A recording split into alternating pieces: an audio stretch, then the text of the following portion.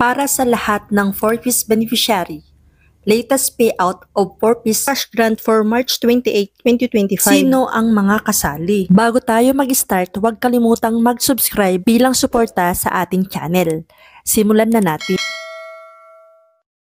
Ayon sa Land Bank Client Advisory for 4-piece, ang payout ng cash grants para sa mga beneficiaries ng Conditional Cash Transfer Program or Pantawid Pamilyang Pilipino Program or 4-piece ng DSWD ay nakaschedule sa Biyernes, March 28, 2025 via ATM withdrawals sa mga piling Land Bank Servicing branches. Ito ang payroll schedule ng mga region. Una ay ang P1 2023 RCCT and additional 4-piece L3 HHS, 1 CVS regular, 4 initial regular. Ang region na kasali dito ay ang Region 2, 3, 4A, 5, 6, 7, 8, 9, 10, 11, 12, NCR, Mimaropa at BARM. Next, P2 2023 RCCT and additional 4-piece L3 HHS, 1 CVS regular, 4 initial regular. Ang region na kasali dito ay ang Region 3, 4A, 5, 6, 7,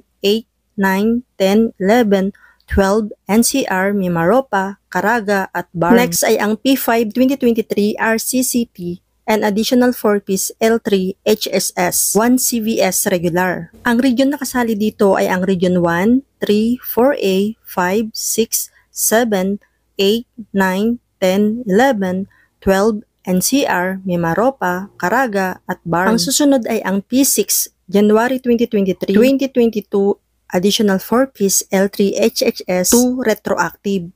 Ang region na kasali dito ay ang Region 8 at BARM. Next ay ang P6B 2022 RCCT additional 4-piece in L3 1 CVS regular 1H retro payment for reactivated HHS. Next ay ang P1 2023 RCCT additional 4-piece in L3 1 CVS regular 1H retro payment for reactivated HSS. Next, P2 2023 RCCT additional 4-piece in L3 1 CVS regular 1H retro payment for reactivated HSS.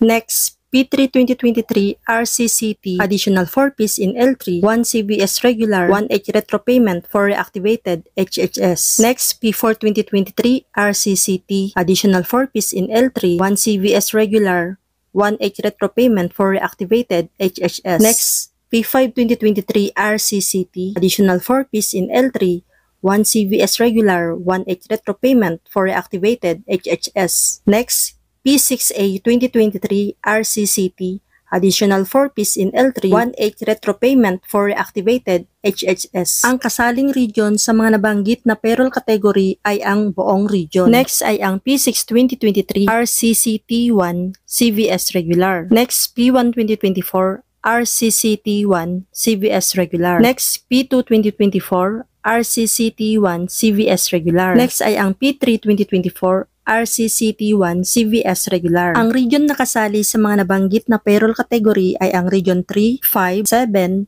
11, NCR at BARM. Next ay ang P4 2024 RCCT1 CVS regular. Ang region na kasali dito ay ang Region 5. Next ay ang P5 2024 RCCT additional 4-piece in L3 1 CVS regular. Ang kasaling region dito ay ang buong region. At ang panghuli ay ang P3 2023 and P1 2024 Retro Batch CRF001. Ang region na kasali dito ay ang Region 9 at Mimaropa. Paalala lamang po na ang nabanggit na payroll category at region lamang po ang makakatanggap ng cash grant. Sa mga hindi po nabanggit, manatili lamang po tayo mag-abang kung kailan ulit ang schedule ng payout ng cash grant for 4-piece. Ipopost ko po sa aking channel once na may bagong updates. Kaya huwag kalimutang isubscribe ang aking channel at i-click na rin po ang all bell notification para every time na mag-upload ako ng bagong video ay ma-notify po kayo ni YouTube.